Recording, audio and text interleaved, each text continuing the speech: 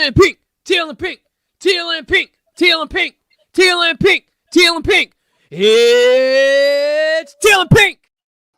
Hey everyone, welcome back to the channel, man. And oh Lord, you guys know how it goes, baby. Everything is down in the description below. The same situation as a Wednesday. Tformers.com is down there. Toy News International, robotrecruits.co.uk. If you need some t-shirts or something as well, don't worry. My shop at midnight has you covered, literally and figuratively. And the most important thing in the description is the National Suicide Prevention Hotline. I say this every single week, every time I see you guys. If you need it, use it. If you know somebody who needs it, use it. If you think you know somebody who needs it, use it. Please use it. Yeah. Welcome, everyone, to the second episode of Teal and Pink. And I know what you're thinking. Second? Man, what are you talking about? Second? Yes, second. We did one episode like a year ago. So, welcome to episode 2 of Teal and Pink. Let's get caught up on chat real quick. Let's see what you guys, who's in the house. We got MC DJs in the house. He says, let's roll for it. Face turquoise drinking coffee. What's up, Princeton Felix, man? Hope you're doing all right. He says, echo in your mic. Oh, okay. Yeah. The MC DJ says, it's been a hot minute. Hold on. I think I'm getting some reverb from Oracle's mic. I'm going to close the office door real quick. But keep them entertained, Oracle. No such thing as dead airspace. No worries. I'm also using a new headset, so that could also possibly be the issue here. I have my door closed, but we have paper-thin walls, so it is what it is. All right. How about that? Is that still an echo in the mic? Let me know. Either that or we just have an audience with echolalia. That's over my head. No idea. Oh. So what are we talking about today? Well, I was going to do a video yesterday, and that got scrapped because, you know, stuff comes up. But then I was thinking, hey, you know what, man? We should do a live stream. We should do the Teal and Pink, probably bring that back. Because I do remember saying that on that first episode, if we felt like we had anything to discuss, it would be on Teal and Pink. Yep. I guess something that was valuable to say. It says Mike is better. Oracle is clear. Sounds good now. Okay, awesome. So yeah, closet door was the issue. Is picking up stuff coming from the hallway. But yeah, so that's what we're talking about now. I touched on it on Wednesday's news, but I kind of feel like, yeah, that's kind of, you know, you do like something, you know, you go over something like, oh yeah, a bunch of jobs are getting lost while talking about toys. It just kind of, not really, I guess, like genuine or something or whatever, however you want to phrase that or look at that or whatever. So today we're going to be talking about the 1,100 jobs that Hasbro has decided to, you know, say, hey, don't exist anymore. And we're also going to be talking about the Mcfarlane and Hasbro joining whatever that is. So are you prepared for this assignment? Huh? I said, are you prepared for this assignment? Oh, I am. I mean, straight C student in high school, baby. Yeah. Overachiever here. I know, right? So yeah, let's talk about this. Now, this is brought to you by CNN.com. I went to CNN because it goes way more in depth of an article than most websites. So I'll just go ahead and read it out to you guys. It says Hasbro is slashing nearly 20% of its workforce amid an ongoing slump in toy sales. Hasbro CEO Chris Cox announced layoffs for 1,100 workers in a Monday memo to employees. Cuts which come in addition to roughly 800 jobs eliminated earlier this year. So they've laid off 1,900 people. In 1 year, Cox said the decision to reduce Hasbro's workforce was made in light of market headwinds proving to be stronger and more persistent than planned. Dude, you had an entire year to, I'm just going to read it before I start blasting this guy, right? We anticipated the first 3 quarters to be challenging, particularly in toys, where the market is coming off of historic pandemic-driven highs, said Cox. Okay. Pandemic. So that it's pandemic-driven. The sales, the money, the economic Keep reading. all of that stuff. He knows that it was economically out of the ordinary. Okay. So he's laying people off from their jobs that existed before the pandemic. And he's like, oh, woe is we, shucks. Oh, gee golly willikers, look at us. Bullshit. And I have some interesting. Okay, hold on. Where's my notepad? Because I got some opinions, and I'm going to make some notes. Okay. Because You make hold notes. on, I'll keep hold on. reading. Chris Cox goes on to say, while we have made some important progress across our organization, the headwinds we saw through the first 9 months of the year have continued into a holiday and are likely to persist in 2024. Oh, okay. Some Hasbro. I'm trying to read this and get through this, guys. I'm sorry, but it's frustrating to read without interjecting and whatever. Some Hasbro employees will find out whether their jobs have been eliminated this week, while the rest of the layoffs will happen over the next 6 months, Cox said in the memo. Hasbro, known for making toys such as Transformers, Play-Doh, and games like Magic the Gathering and D&D, had 6,300 employees prior to the layoffs, according to its website. Shares of Hasbro fell more than 4% in after-hours trading on Monday. Layoffs at the toy company come after Hasbro cut its full-year revenue guidance in October, just before the holiday season, which is usually the strongest sales period of toy makers. On the company's earnings call, Hasbro's CFO, Gina Goitter, warned that the company was seeing, quote, broader toy category declines, end quote. However, not all toy makers are expecting weakness this holiday season. One of Hasbro's competitors, Mattel, said it is most recent earnings that it benefited from the That makes success sense. of the Barbie movie, and the company, quote, expects to gain market share in the fourth quarter and full year, end quote. Barbie became the highest grossing movie at domestic box office a few weeks after it hit theaters this summer, ranking in more than $1 billion. Barbie is distributed by CNN's parent company, Warner Brothers Discovery. And pause right there. We were in the theater, well, drive-in first weekend it premiered, so to see Barbie. So we were part of that 1 billion. So, okay. And this all kind of the frustrating thing about all of this is, like, he says we anticipated the first 3 quarters because of the particular in toys, where the market is coming off of an historic pandemic driven highs. And I'm gonna pause you right there because I remember in an article from during COVID, during when we were in lockdown, because remember I was working from home, bored off my mind, reading a ton of news. And I remember seeing after what was it the pandemic hit first quarter at the end of the first quarter 2020. So within the second quarter into third quarter, as lockdowns didn't alleviate, the fourth quarter didn't Hasbro say fourth quarter 2020 that they were going to stop most of they're going to focus the next year on board game production because they were selling out of board games due to the fact that we were in lockdown and could not leave. So families had to figure out a way to have fun. Okay. Issue number 1 with Hasbro. So here's Hasbro making this move in fourth quarter 2020 to focus more on gaming production. So I will say this, we are Target shoppers. We don't really go anywhere else but Target. And Target had an influx in these last, I'm counting, 3 years in these last 3 years, Target has had an overproduction of board games to the point now where if you go to their clearance section, it is filled with board and card games. And I don't mean like Magic the Gathering card games. I mean like exploding kittens, killer bunnies. The other thing, and you're right, because I want to put this out there before I forget about it. because this article does not talk about Chris Cox got a $9 million bonus.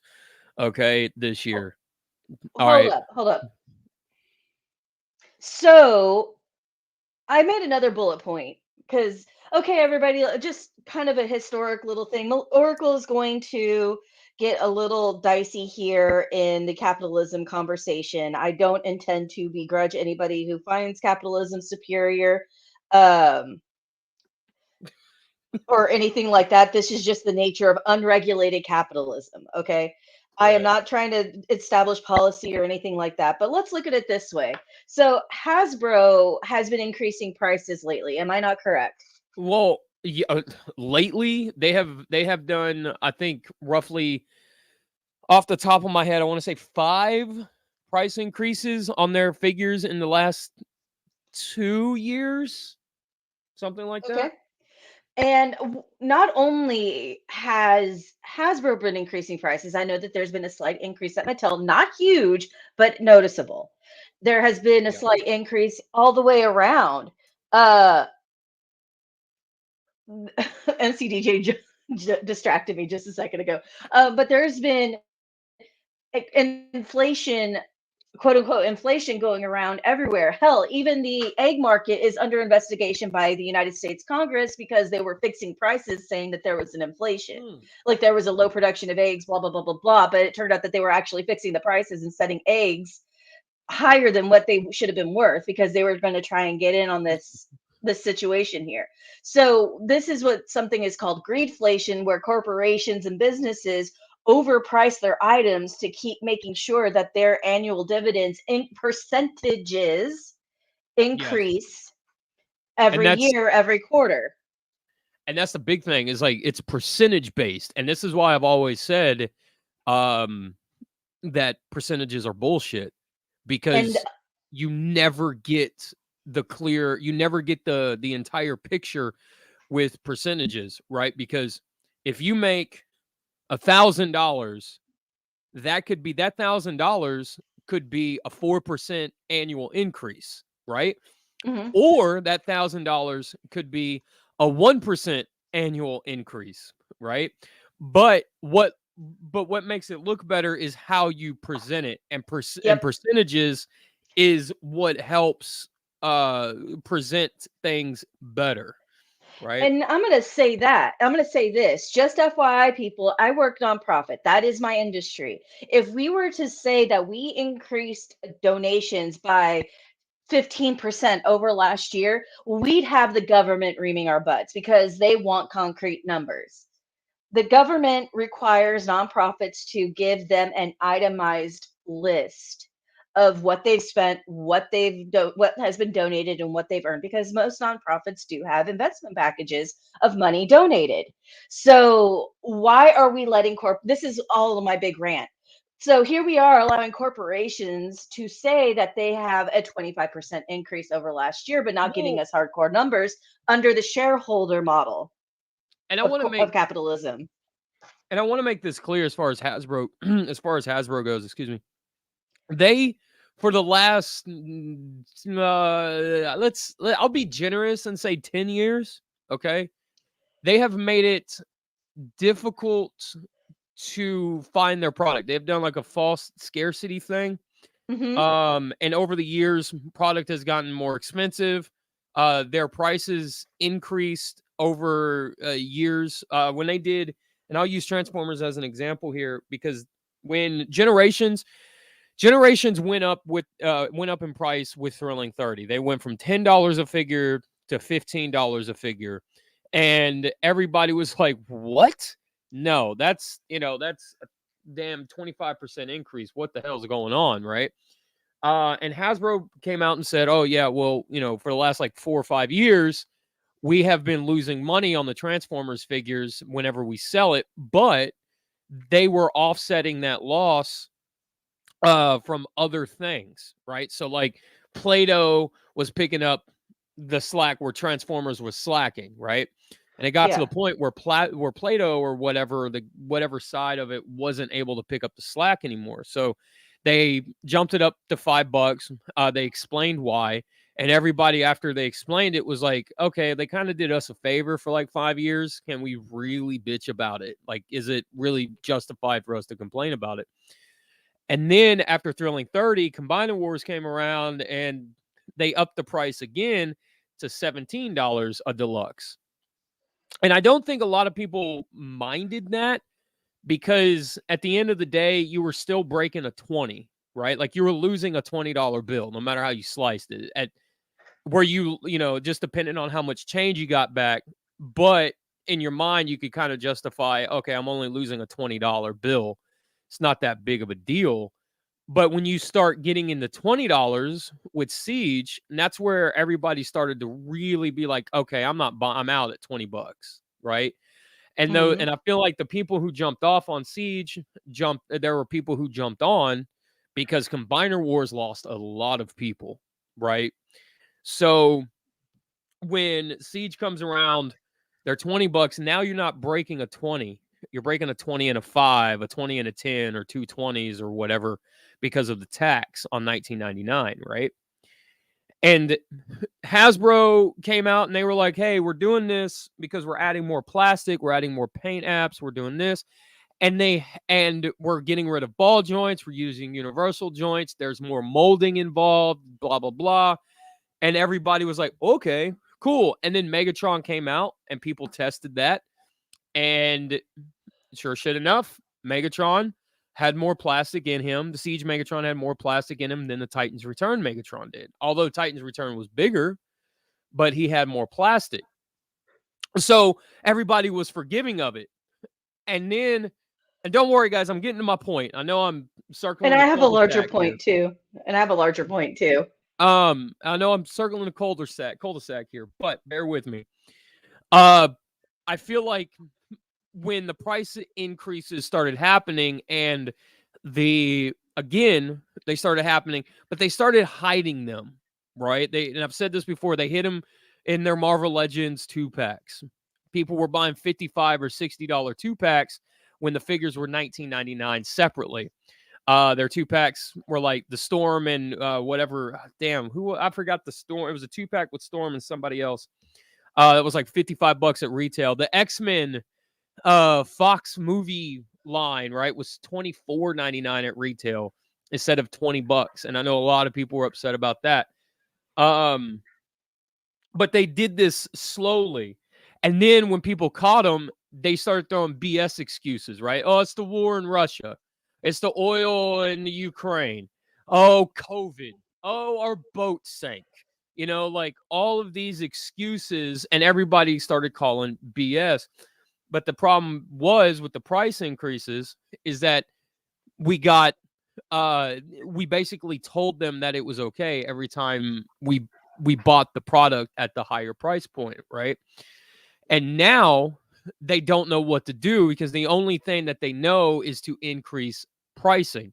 We've been telling them for the longest time, lower the pricing, and then people would buy it again, because you will sell more units at $17 or $20 than you would at $25 or $30.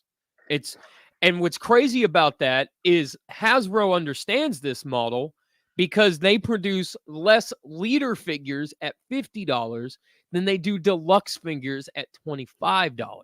So they understand it, but they're just not willing to implement it in a larger scale across all of their figures across the board, because you got CEOs who, rather take a $9 million bonus, like they rather give him a $9 million bonus instead of apply that where it should be, because Hasbro and a lot of these companies are not going to be happy until it's just one guy in the office.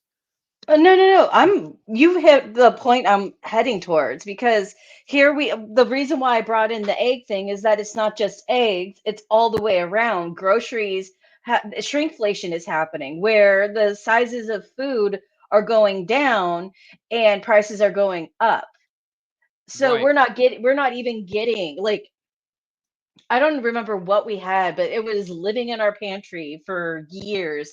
And I compared it to a box that we recently bought, and it was the same size box, but there was less product in the current box than the one we bought. I have no clue how long ago.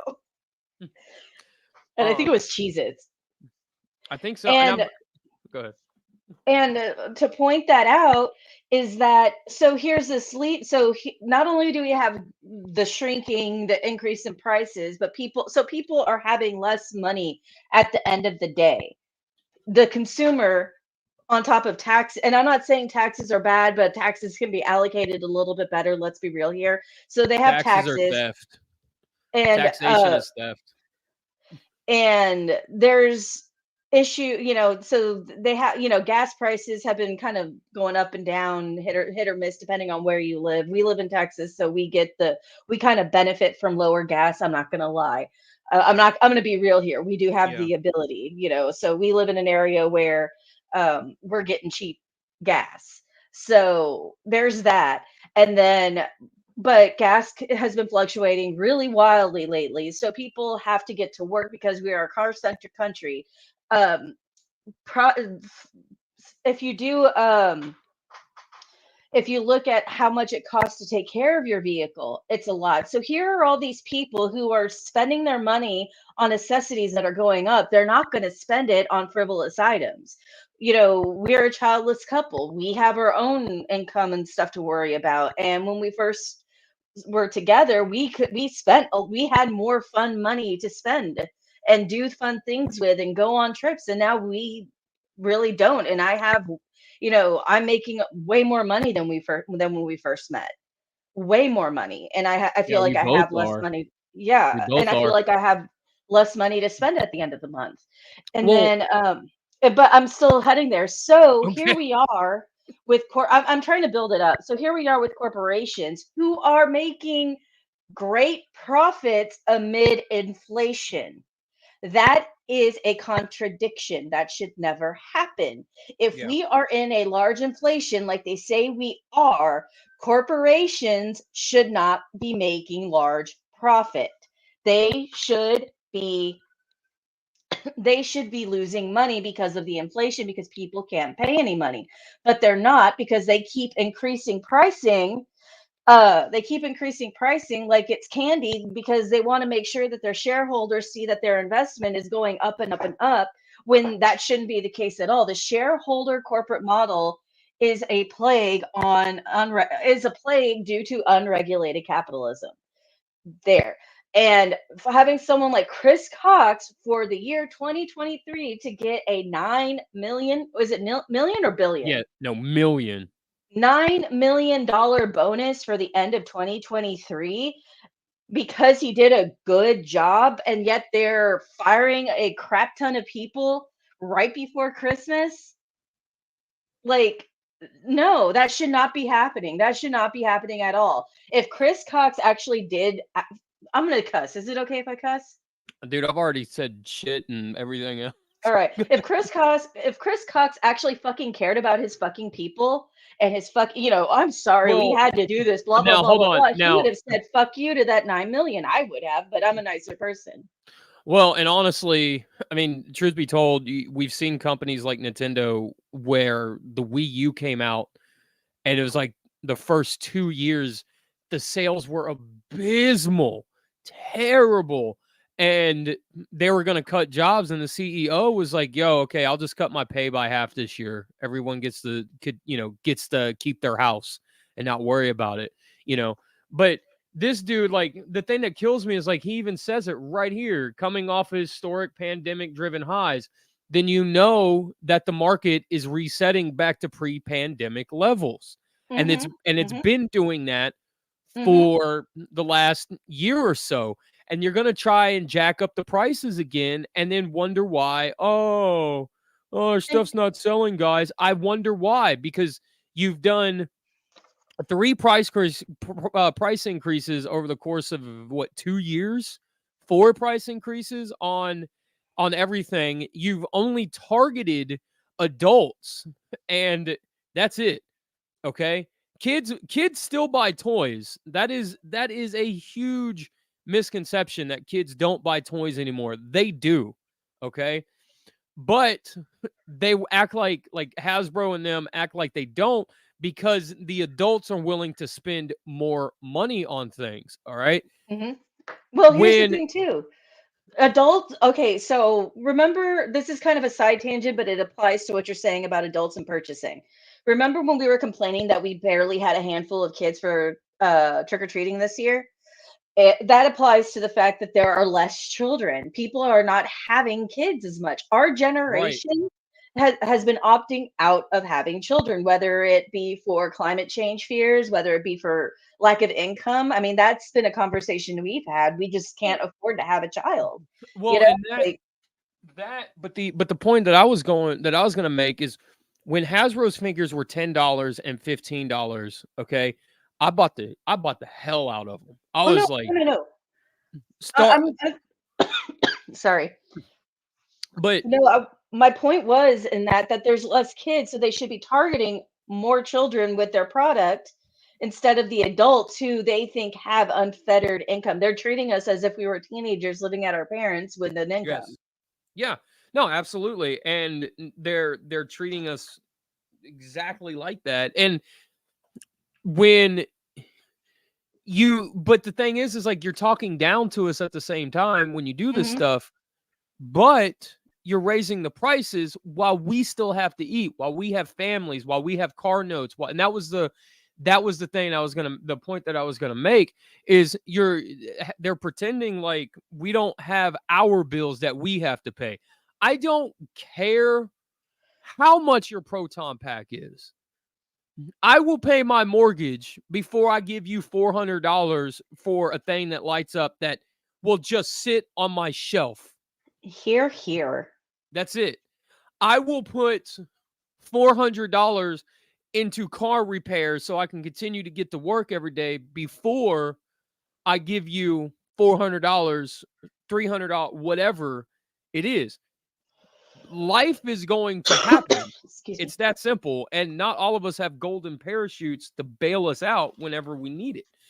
And So, my and but MCD DJ made a good point because that's where I was headed. We're probably heading into another recession caused by corporations again, and they're just yeah, waiting until the government bails them out with their own with tax dollars. yeah. And honestly, that's kind of been what a lot of analysts and stuff has been saying. And there have been analysts that have said that the only reason why any kind of recession has been held off, not to make this political, but the only reason why is why recessions and stuff has been held off here recently, is because people are spending basically spending money they don't have. They're living off their credit cards and stuff like that. Hmm. Um, but the point that I was making is that when I had my very first apartment, I was still buying Transformers at $10 and $15, because at the end of the day, I could, like I said, it was like, okay, it's $20, or in the case of 10, it was like a $10 bill and a dollar, like you And add it up when you go to the store. and But for context, people, this was a little over, like not by much, little over 10 years ago, and he was paying around $500 for that apartment. yeah, that's For the a other thing really too. Like my for a rent, one-bedroom apartment with a living room and a dining room. it was about, if I remember right, like 400 and something square feet, like 450 square feet or something. I mean, it wasn't, now don't get me wrong, it wasn't big, but it wasn't like super tiny either. But my point in saying that is like, all of this stuff, like I paid all my bills, did everything that I had to do, and I still had money left over to go spend on figures that, 10, maybe 15, maybe $20, depending on what I was buying, but I could buy multiple of them. Now, because of all the price increase across the board, you might get one, maybe. Like, and the thing that a lot of people have not talked about is like McFarlane's price increases. And it's like, okay, now you're charging $30 a figure because it comes with a card holder. I don't want no fucking card holder. Keep that card holder, Todd, and keep your prices at $20. You know? Like, it's You got to all these. I mean, I'm getting sidetracked. But the thing, like I said, the thing that's frustrating is that he knows it and he says it right here. And then he says, quote, while we have made some important progress across our organization, the headwinds we saw through the first 9 months of the year have continued into the holiday season and are likely to persist through 2024. $10. What they mean by that is that they automated a ton of space and got rid of those people that they automated their positions for whatever reason. And the thing And I'm is, not like, saying that to dismiss it. That's BS, but the sad thing is like, dude, you laid off roughly 2,000 people this year alone. Okay. And don't get me, it's not like all, and they also closed an office in Rhode Island, not Pawtucket or whatever, but one of their offices in Rhode Island. They have 2 offices. One in Rhode Island got closed. That's so it's like they closed the office, they fired everyone in the office, and now they're saving the rent there every year, right? They're saving on light bill and everything else. But you didn't see this coming. You didn't make any kind of adjustments or try to fix this situation or anything. They ignored all their QC problems. Just flat out ignored them. They haven't fixed really anything. I think the only QC thing that has been addressed is the yellowing issue. That's it. Everything else has been not addressed. And if you look at current Transformers, the Studio series are going back to ball joints instead of universal hips. They're ball jointed hips on a lot of the figures that are coming out now. But there's no price decrease. They're the same price. So they're going back. They're using cheaper alternative ways to make the figures, but their prices are not reflecting that. And it just simply goes back to basic business. There's a reason why Sony sells the PlayStation at a loss. It's because they're going to make it up on the video games. It's the razor blade method. You make all your money on the blades and you give the razor away for free. And that's what they're not doing. If you sell the figures at a cheaper cost, people won't go into a store and go, gee willikers, I can only afford one. So I think I will take this Grimlock. People will go in and be like, oh, damn, they got Slag and Grimlock.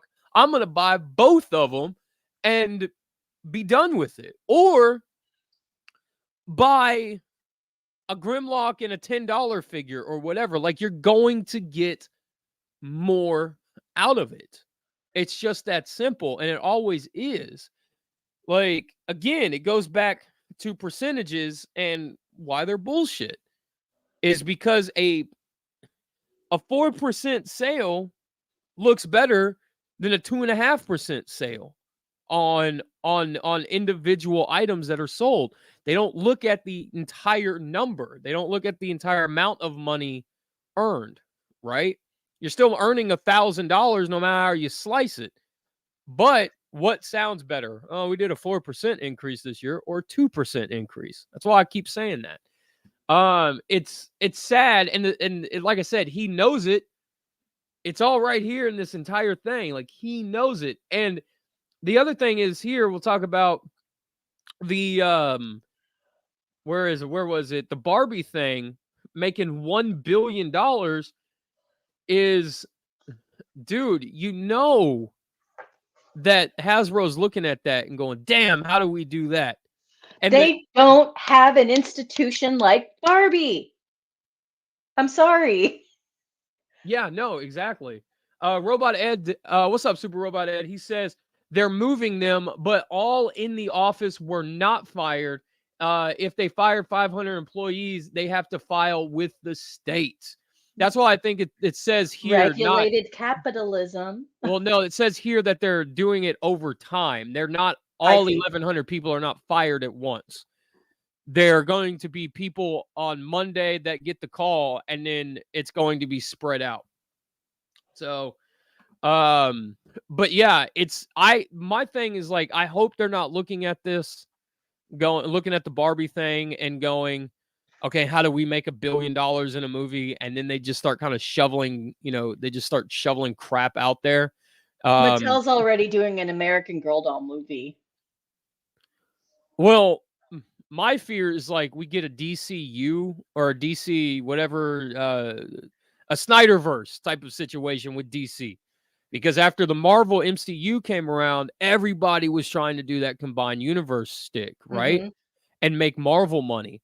We saw it in video games where everybody, after Call of Duty 4 came out, everybody was trying to make Call of Duty money. They lost all vision, they lost all sight, and they didn't realize that Hold up.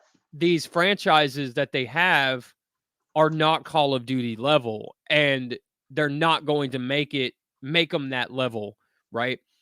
The same thing here with Hasbro. Hasbro doesn't have anything near the level of Barbie at all. They just don't. Um Can we take a quick side trip real quick through the Mattel universe real quick? Because we're in the conversation of Barbie. I was going to transition to the McFarlane thing, but yeah, go ahead.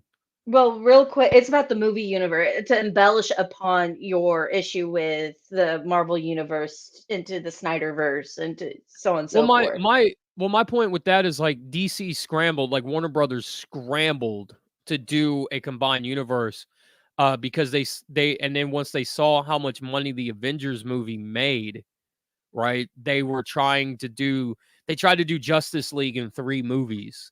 Because they had they had Superman, and then the Batman Superman movie, and then Justice League. It was like that doesn't work, you know? Well, I'm on r/movies. Mattel released a list of announced projects for their future movies that they want to do post Barbie.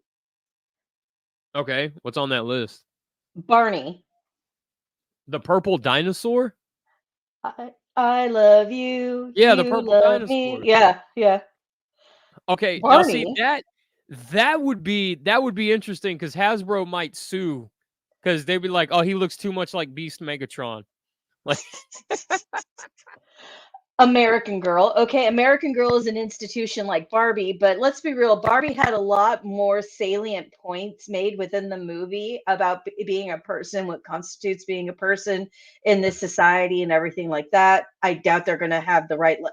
Essentially, Mattel saw, oh, it's because it was Barbie, and it was like, no, there's more to Barbie than anything else. You know what I mean? Like, well, there's more to her in yeah, that and they movie. and they and the thing was is like they played up that movie, right? Like, if you guys hadn't seen it, I do think it's a good movie. I do suggest giving it a watch. It is streaming now. But they played up the fact that Barbie is the doll, in Yeah, that movie. yeah. And it was like, "Oh, okay." It was like so it wasn't trying to be anything that it wasn't going to be, if Mhm. that makes sense, right? Yeah. So the thing is with like Hasbro's movies is it doesn't matter like the first GI Joe movie falls apart like the last 30 minutes of it completely falls apart. The Bayverse made Transformers and Hasbro billions of dollars over the years, but it's so overdone now. It's oversaturated. I said it on Wednesday's news stream. I can't miss you if you don't go away, right? Like Yep. this is one of those cases where they keep kind of throwing spaghetti at the wall and nothing sticking, you know? So they need to do, and this goes for a good majority of companies who make movies. They need to slow down and take a step And back. I'm not even done with the Mattel list either. Go for it. What you got? So there's Polly Pocket, Hot Wheels, Rock'em Sock'em Robots, Magic 8 Ball, Masters of the Universe, Yes. Major Matt Mason. Do you have? I have no clue what that is. I have no idea. I'm none. Uno, your favorite dog in the whole wide world, honey. My favorite dog, Wishbone. They want to do a Wishbone Yep, movie. they want to do a Wishbone movie. Yo, dude, I'd watch the hell out of a Wishbone movie. I'd sing the theme song in the theater. Matchbox, Thomas and Friends, Viewmaster, and Christmas Balloon. So I will say this: there's only a couple of things on that list where I could see potential in them doing it, and actually having a good movie. Wishbone would make a glorious children's movie, especially if they did something like they did with Clifford the Big Red Dog live action movie. That movie was great. But if they stayed true to Wishbone, kind of updated it for modern day kids, and the technology and stuff like that, that would be great. It'd be glorious. He-Man has been on the docket for a long time now. They need to shit or get off the pot at this point. There was some Hawkeye attached to this picture. Just a second. Where are you? A live action He-Man adaptation has been in the works for a long time, but the Mattel's Masters of the Universe movie was recently canceled at Netflix. Still, Mattel is looking for a new home for it, and maybe the success of the Barbie movie will help. Kyle Allen is set to star as He-Man. All right, who is Kyle Allen? I already have his IMDb page open. Computer froze, so just okay. Pull him up. Pull him up. Share your screen, and Yep. because we're gonna switch over to the McFarlane thing here after this. Okay. So generic Hawkeye #1. That's supposed to be He-Man. That's supposed to be That's Prince supposed Adam. to be him. He's probably gonna play Prince Adam. Timothy Campbell in American Horror Story. Hold up. I'm American Horror Story fanatic, FYI. So Such a terrible show. For the fact that I don't recognize him says a lot. Let's see. That dude has to be playing Prince Adam. There's no other way. Because like Dolph Lundgren needs to come back and play He-Man. That's what needs to happen. So he was in West Side Story, A Haunting in Venice. I've been meaning to watch that. He was in the remake of West Side Story. Map of the Tiny American Horror Story, 4 episodes. You're not going to show me what episodes? There. Season 8. So are they gonna like? I know who he was. Are they gonna do something like they like Twilight He-Man? I don't know. I'm just kind of trying to find a promising picture of him. Like, just scroll up. He's right there on the left. Yeah. Like, bro, that's Prince Adam. That ain't no He-Man. That dude would have to gain like 120 pounds of muscle to be He-Man, and then wear like 6-inch heeled boots to be He-Man. There ain't no way in hell. That dude is Prince Adam. Like, and then there's this Kyle Allen, who is an American football quarterback for the Buffalo Bills. I think he'd be a little bit more. Nah, man, He-Man needs to be like 6'6" and like 600 pounds, like of a brick wall, dude. That's what. Okay, so I did. Oh, go ahead. Like, The Rock. Somebody who looks like The Rock needs to be He-Man. Like, it's gonna be John Cena. Oh, John Cena cannot be He-Man. You wouldn't see him in the movie. Oh yeah, got that joke in. All right, guys. So let's. Oh, real quick, I did a quick Google on Major Matt Mason, and it's a Mattel doll that is an astronaut action figure from the 60s. He lives and works on the moon. See, that would be a dope movie.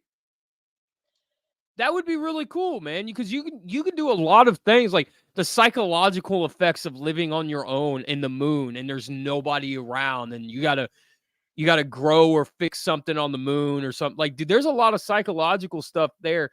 But then I mean, obviously it's a toy from the 60s. There has to be a built-in fan base. Somebody's gonna remember that toy, who's like in their 70s, right? I Um, I feel like we could ask my parents, but they might be the entire wrong demographic to be interested in that toy. I mean, we can ask them, figure, see if they would be interested. Um, let's see. But we're gonna talk about McFarlane signs multi-brand with Hasbro. Now, this is part of Hasbro's um Huh. Blueprint 2.0, which honestly, this is kind of the reason why I'm like this whole thing doesn't make sense to me at all of them laying all these people off because they're saying like, "Oh, our headwinds are strong, you guys, that we have to fire people or derp derp." But they have branding deals with Super 7. They have branding deals now with McFarlane. And this is not an overnight thing. Like Hasbro just doesn't call McFarlane and go, yo, hey, you want to make some Transformers? Cool. All right. We'll send you the contracts. And no, this is like months in advance of conversations and stuff, right? Like, so they know that they were going to make money, especially from Super 7, McFarlane Toys, their whole Blueprint 2.0 situation.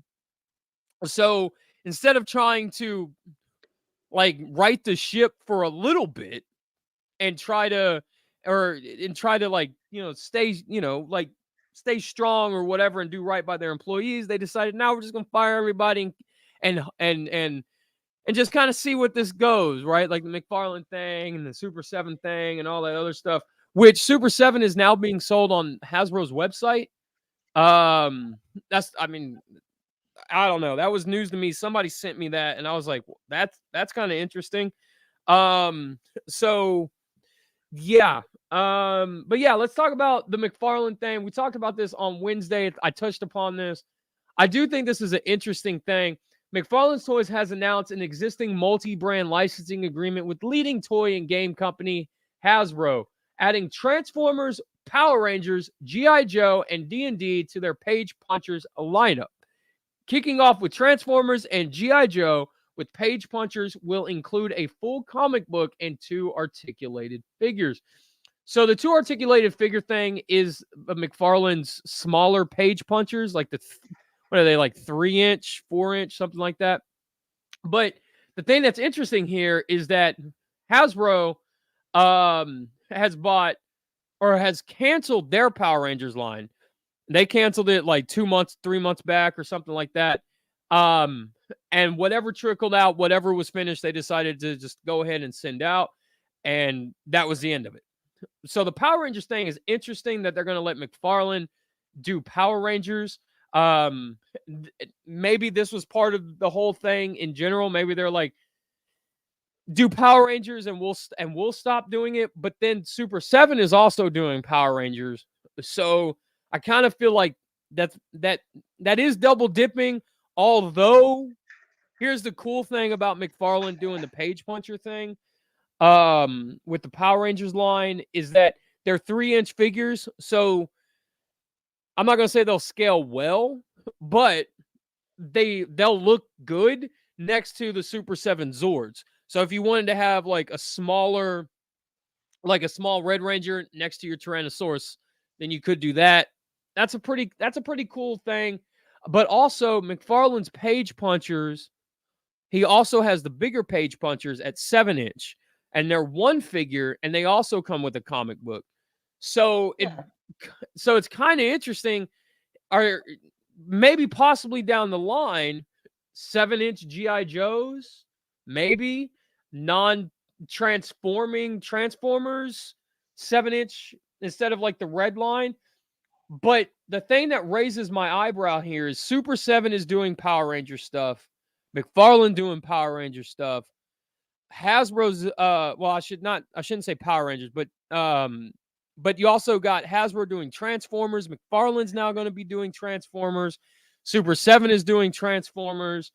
G.I. Joe is Super 7 is doing G.I. Joe. Hasbro's doing G.I. Joe. McFarlane's now doing G.I. Joe. I got to ask, at what point is the market oversaturated with choices, right? At what point does Super 7's G.I. Joes take away from Hasbro's G.I. Joe sales-wise? At what point does it take away from McFarlane's GI Joes sales wise? At what point are you cannibalizing yourself in all of this? I feel like while this is a really cool idea to see what McFarlane will do with this stuff, I feel like it would have been better to give McFarlane something like Mask and Visionaries, stuff that Hasbro owns that nobody else is doing, and let somebody else take a chance on it. If Hasbro's not willing to do anything Mask related or Visionaries related or anything that anything else that they own, let somebody else take the chance on it. And don't offer them Transformers. Don't offer them G.I. Joe. Let that still be your thing, but offer them something else. Is that it? That was a lot. No, I just nothing against you. It's just like, oh my god, that's a lot of what they're doing. So now I'm wondering if this layoff, quote unquote, is because they're going to be merging McFarlane corporately and they're getting rid of quote unquote repeat or repetitive positions or whatever it's called. Well, it could be a situation where like the Power Rangers team, their jobs, they probably got an email, and it could be a situation they got an email and said, "Hey, your jobs are on hold, but we're Redundant. going." Huh? Redundant was the word. I'm sorry. Well, not that, but I was saying because Hasbro hasn't done Power Ranger stuff in like 2 months. Hmm. So it could be one of those things where, okay, we're going to keep some of you guys, transfer you guys over to this department, and the rest of you guys, we're just going to, figure something out where to move you guys later. And then this McFarlane thing comes up, and they're like, well, we don't need the Power Rangers team anymore. We're not doing Power Rangers anymore. We own it, but we'll let other people do it. So we don't need you, everything. If we keep paying you, it's redundant. So you're fired. It could be one of those situations where, like I said, they just don't have a need for them. Because McFarlane's picking up that slack, I guess. So, but yeah, I think this is interesting. McFarlane has done some questionable things. I will say that he's done things that I'm not a fan of. The pricing on the Batwing, what was that? Right, it made no sense. But there are things that I do, that I am a fan of that he's done. The Batmobile. I know a lot of people are like doing the canopy's gray, blah blah blah blah blah, and the kind that I won't even say the kind of the shystiness that was pulled with the Batmobile, the gold edition, and everything, and the whole gold edition where it's like, we're gonna release this figure now, and then 6 months from now we're gonna release the gold edition. It's got the better paint apps, the better head sculpt, the better yada yada. That's some shysty stuff. I don't appreciate that. But Hasbro doing a HasLab $350 HasLab Ghost Rider car, and McFarlane being like, "Yo, we can do that for $90." Like there's things that I appreciate, but like I said, this is the $30 price point on his figures, where it kind of seems like where he's leaning towards. I don't appreciate that. Get rid of the card stand. That's dumb. But this is something that I kind of, we'll wait and see, but I'm kind of excited to see what McFarlane does with a lot of this stuff. So that's it. Remains to be seen, I guess. Yeah, absolutely. And it could be, you know what? If Hasbro's like, oh, give him the brands that don't sell. Let's give him the brands that don't sell. We're gonna put him out of business. And then McFarlane turns around and is like, makes $1 trillion in a year off of Power Rangers. It's like, because Hasbro's been spending money over the last like 4 or 5 years just buying up everything that they can. And that's what I feel like a lot of their price increases are from. They buy Entertainment One for Peppa Pig. They sell Entertainment One, but they keep Peppa Pig, But they spent how much money on Entertainment One to buy it? And there's no, there's nothing that really kind of comes from that. It's just they bought it for the mascot and that was it. So now we have to pick up the tab. I think that's where they spent way too much money. They haven't gotten it back. They bought Power Rangers from Saban. Then they bought Entertainment One the next year. Look at what they're doing now. They're firing all these people because they've spent outrageously spent. And now they're doing stuff with Mcfarlane. So we'll see. And this was all under Chris Cox too, wasn't it? No, actually, not all of it. Okay. Some of it was under Goldner. Some of it has been under Chris Cox. Chris Cox has only been CEO for about a year, because Goldner passed away. So I kind of feel like some of Goldner's mistakes have fallen on Chris Cox in Chris Cox's lap.